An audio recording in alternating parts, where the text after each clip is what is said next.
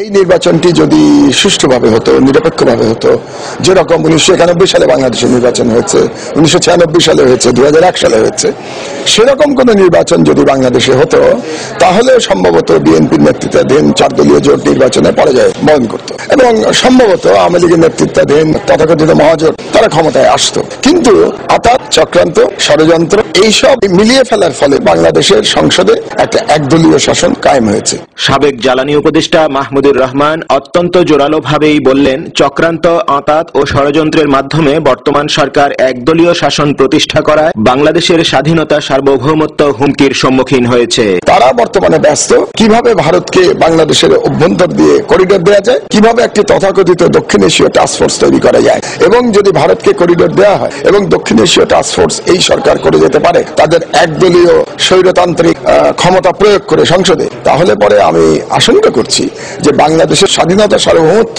হুমকির সম্মুখীন হবে। আমরা প্রতিবেশী বৃহৎ রাজ্যের একটি স্যাটেলাইট স্টেটে পরিণত হব। ভারতকে করিডোর প্রদান এবং আঞ্চলিক টাস্ক ফোর্সের ভয়াবহ পরিণতির কথা ফ্র্যাঙ্কফুর্টে বাংলা টিভিকে জানান মাহমুদুর রহমান। ভারতের 7 সিস্টার্স এর অনেক জায়গাতেই বিভিন্ন রকম তাদের অভ্যন্তরীণ গোলযোগ চলছে, বিভিন্ন রকম গেরিলা ওয়ারফেয়ার সেখানে চলছে।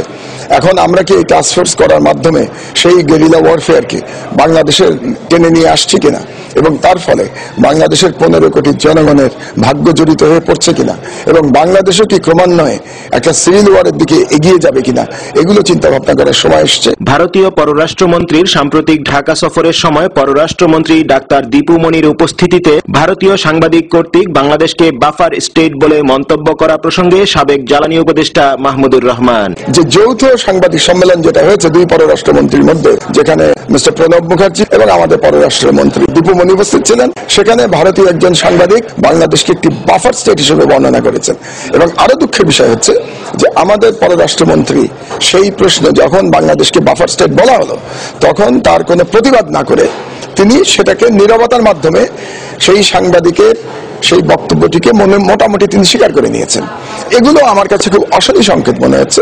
ডাক্তার দীপু মনির নীরবতাকে অশনি সংকেত মনে করার পাশাপাশি মাহমুদুর রহমান প্রশ্ন রাখেন, ভারতের করদ রাজ্যে পরিণত হলেই কি পূরণ হবে ডিজিটাল বাংলাদেশের স্বপ্ন?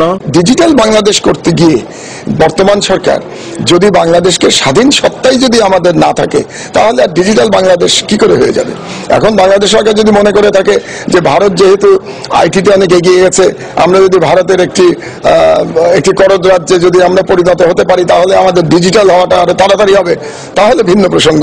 কিন্তু আমি মনে করি না যে বাংলাদেশের জনগণ সে ধরনের ডিজিটাল বাংলাদেশ দেখতে চায়। তবে এক্ষেত্রে সাম্রাজ্যবাদী শক্তির সাথে অশুভ কমিটমেন্টের কথা তুলে ধরেন সাবেক জ্বালানি উপদেষ্টা মাহমুদুর রহমান। মাননীয় প্রধানমন্ত্রী শেখ হাসিনা যখন আমেরিকাতে স্বেচ্ছা নির্বাসনে ছিলেন দীর্ঘ সময়, তখন তিনি হয়তো আমেরিকান অ্যাডমিনিস্ট্রেশনের সঙ্গে তার একটি আতাত হয়েছে, সেই আতাতের কারণেই তিনি নির্বাচিত হয়েছেন নির্বাচনে, 29 ডিসেম্বরের নির্বাচনে। এবং যেহেতু তার একটি আগে থেকে একটা কমিটমেন্ট আছে মার্কিন প্রশাসনের কাছে যে তিনি বাংলাদেশে একটি আন্তর্জাতিক টাস্কফোর্স করবেন, কাজেই সেই কমিটমেন্ট থেকে তিনি এখন বেরিয়ে আসতে পারছেন না। আমার কাছে মনে হচ্ছে যে বর্তমান সরকার ইতিমধ্যেই ভারতীয় সম্প্রসারণবাদের কাছে এবং মার্কিন সাম্রাজ্যবাদের কাছে তারা আত্মসমর্পণ করে বসে আছে। এখন এই অবস্থার থেকে আমাদের পরিত্রাণ পেতে হলে জনগণকে প্রতিরোধ শুরু করা ছাড়া আর কোনো উপায় আছে বলে আমি মনে করি না। Mainul Islam Nasim, Bangla TV news, Frankfurt, Germany.